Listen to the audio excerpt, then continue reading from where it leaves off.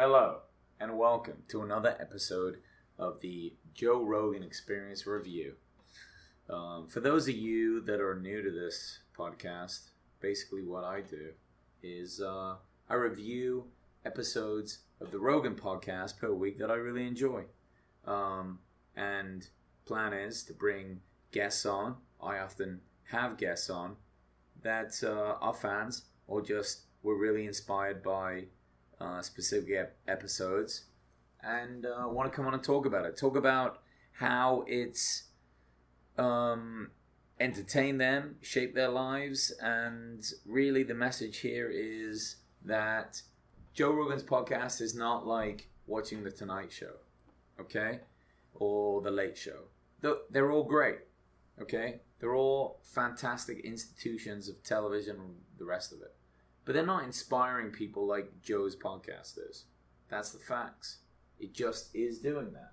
That was never an intention of Joe Rogan, per se, but it's happened, right? So, now, here's a review. And we talk about the best parts of it. Often I have guests on, people that are big fans, and they get to share their opinions. Sometimes I just do it. But this week, we are talking about Kyle Kelinski, 1187 political activist. Really interesting podcast. This guy I've not heard a lot about, but I don't follow things as closely as Joe Rogan does when it comes to having your ear to the ground with who's interesting and what's happening. I mean, and Joe is really there. Debated Chris Christie, which I found hilarious when I heard about it. Chris Christie he wants to ban marijuana. And Joe immediately brought up the fact that he's a food addict and a bit of a fatty, of course. And being a fatty is way more dangerous than, marijuana. Let's be fair. I mean, yeah, right? Then they started to talk about how Kanye came on to Trump's Instagram and went on his crazy rant. Wild. That shit was wild. I don't know what anyone is thinking about that. I haven't asked a lot of people, but to me, it's very strange. But it's also like the currency today is the amount of Instagram followers you have, almost. And you can't really argue with that. So who knows where he's going in that direction. The next thing Kyle and Joe got into was U.S. healthcare. A lot of people are uninsured in this country. Though, to be honest, I'm from a country where medical insurance is free. It's national health care. And it works, probably, for more minor shit. But, I mean, if you need big things done and you have money, I mean, you're going to come to America for that.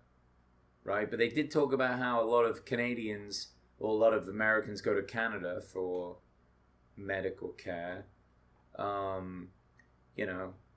think there's two sides to that. I think it's like, maybe if you're just getting basic care, you'll go to these countries that have national health care and, maybe they can get you in for checkups or whatever. But if you're going for like high-end surgery,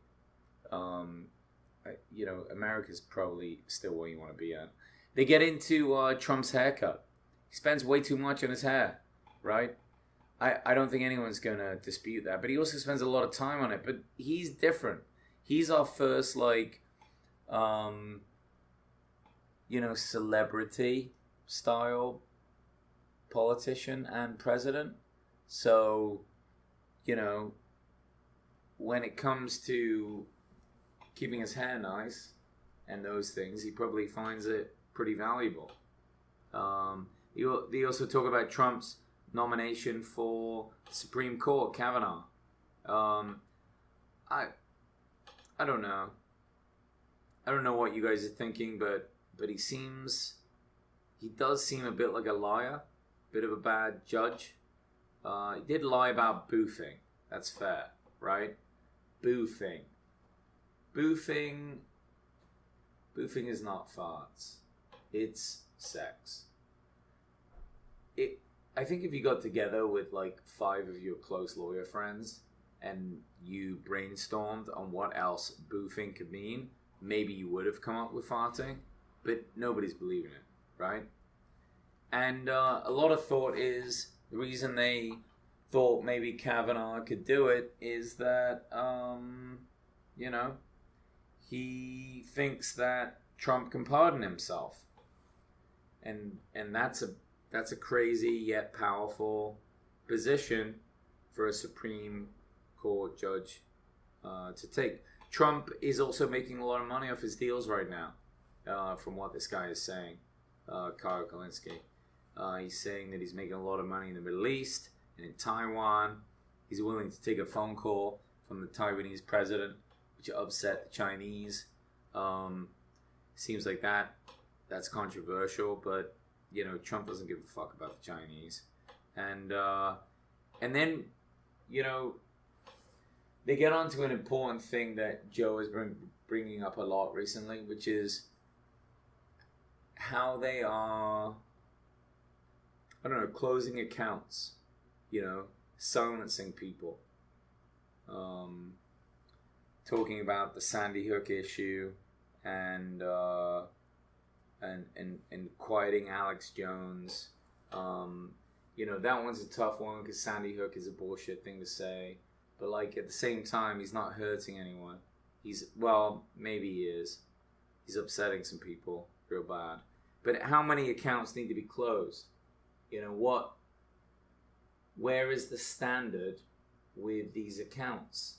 These different social media groups that are being shut down by Facebook, YouTube, Twitter. You have to wonder what the impact is, right? Where's the damage?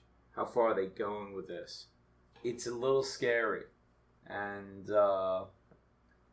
as they continue, it's a question.